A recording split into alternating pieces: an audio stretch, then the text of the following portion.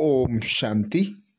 आज दिनांक 3 सितंबर 2022 बाबा ने महावाक्य में हम बच्चों को जो वरदान दिया, वरदान का मनन कर उसका स्वरूप बनेंगे। बाबा वरदान में बोले, अनेक प्रकार के भावों को समाप्त कर आत्मिक भाव को धारण करने वाले सर्व के स्नेही भाव। आज बाबा स्नेह का सागर हम बच्चों को सर्व के स्नेही भाव का वरदान देते। वरदान में बाबा कहते, अनेक प्रकार के भावों को समाप्त कर आत्मिक भाव को धारण करने वाले सर्व के स्नेही भाव। डिटेल में बाबा समझाते, देह भान में रहने से अनेक प्रकार के भाव उत्पन्न होते हैं। कभी कोई अच्छा लगेगा तो कभी कोई बुरा लगेगा। आत्मा रूप में देखने से रूहानी प्यार पैदा होगा।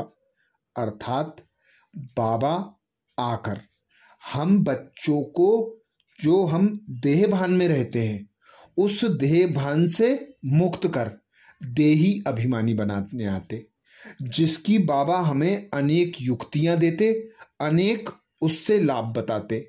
आज बाबा हम बच्चों को सर्व आत्माओं के प्रति स्नेही भाव का वरदान दे रहे हैं और सर्व आत्मा के प्रति स्नेही बनने की सहज युक्ति बताते। बाबा कहते, देह भान से न्यारे बनो, आत्मिक स्वरूप में स्थित हो जाओ। जब तुम आत्मिक स्वरूप में स्थित होते हो तो देह से संबंधी जो भी भाव है, अर्थात किसी की विशेषता देखना, किसी का रंग रूप देखना, किसी की अच्छाई देखना, किसी की बुराई देखना कि इसके पास ऐसा है, मेरे पास ऐसा है, उसके पास ये है, मेरे पास ये नहीं है।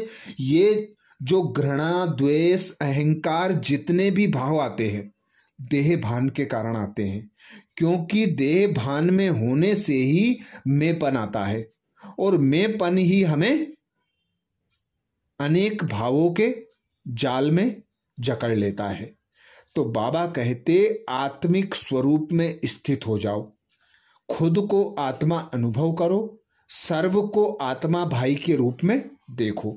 तो सर्व आत्मा के प्रति यही भाव होगा कि यह मुझ आत्मा का आत्मा भाई है।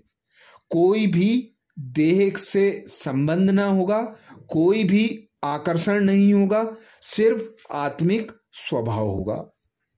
आगे बाबा कहते, आत्मिक भाव, आत्मिक दृष्टि, आत्मिक वृत्ति में रहने से हर एक के संबंध में आते हुए अति न्यारे और प्यारे रहेंगे। तो चलते फिरते अभ्यास करो, मैं आत्मा हूं। इससे अनेक प्रकार के भाव स्वभाव समाप्त हो जाएंगे और सबके स्नेही स्वतः बन जाएंगे।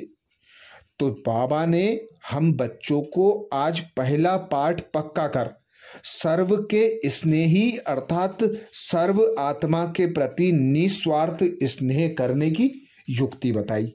बाबा कहते, जितना आत्मिक स्वरूप में रहोगे, आत्मिक भाव, आत्मिक दृष्टि, आत्मिक वृत्ति में रहोगे, उतना उतना हर संबंध से, लगाव से, आकर्षण से मुक्त, न्यारे और प्यारे रहोगे। क्योंकि सिर्फ दो संबंध वहां अनुभव होंगे, एक मैं और मेरा बाबा और आत्मा भाई का। तो इस संबंध में कोई भी स्वार्थ नहीं होगा, कोई आकर्षण नहीं होगा। सभी जालों से हम मुक्त होकर न्यारे और एक बाप के प्यारे बन जाएंगे।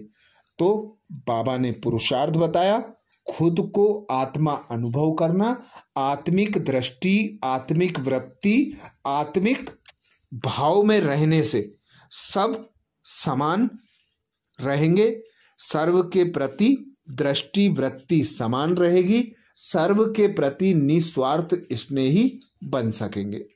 स्लोगन में बाबा कहते, जिसके पास उमंग उत्साह के पंख हैं उसे सफलता सहज प्राप्त होती है।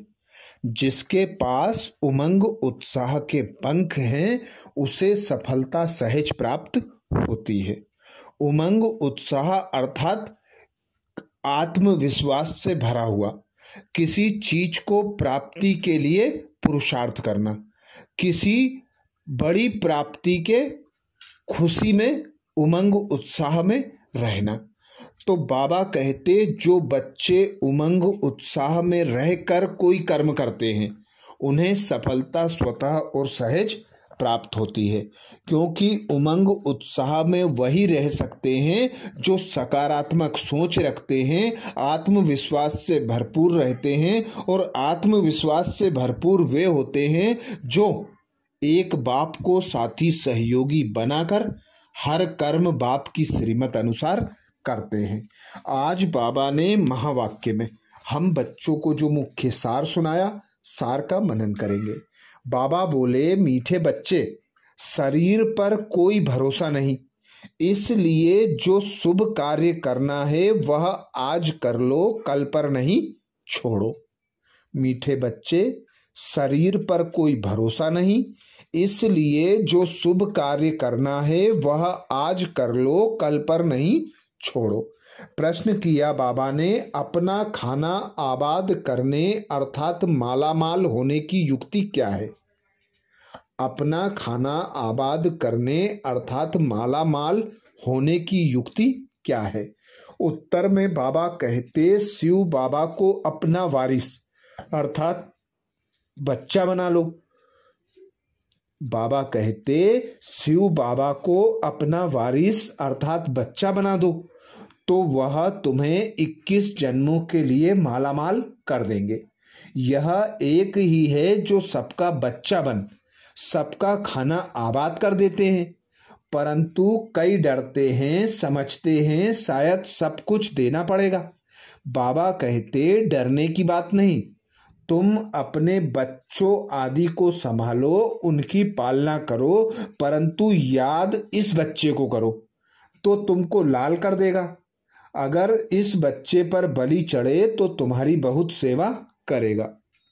धारणा के लिए मुख्य सार में बाबा कहते, पहली पॉइंट, माया ने जो बहुत बड़ी जाल बिछाई है, अब बाप की याद से उस जाल से निकलना है, शुभ कार्य में लग जाना है, किसी देहधारी की जाल में नहीं फंसना है, सबसे ममत्व निकाल देना है। माया ने जो बहुत बड़ी जाल बिछाई है, अब बाप की याद से उस जाल से निकलना है, शुभ कार्य में लग जाना है, किसी देहधारी की जाल में नहीं फंसना है, सबसे ममत्व निकाल देना है। दूसरी पॉइंट बाबा कहते, ज्ञान की जो रोशनी मिली है वह सबको देनी है। देह अभिमान को छोड़ भिन्न भिन्न युक्तियों से सर्विस करनी है, अंधों की लाठी बनना है। ज्ञान की जो रोशनी मिली है वह सबको देनी है, देह अभिमान को छोड़ भिन्न भिन्न युक्तियों से सर्विस करनी है, अंधों की लाठी बनना है। तो ये थे बाबा के महावाक्य। अच्छा, ओम शांति।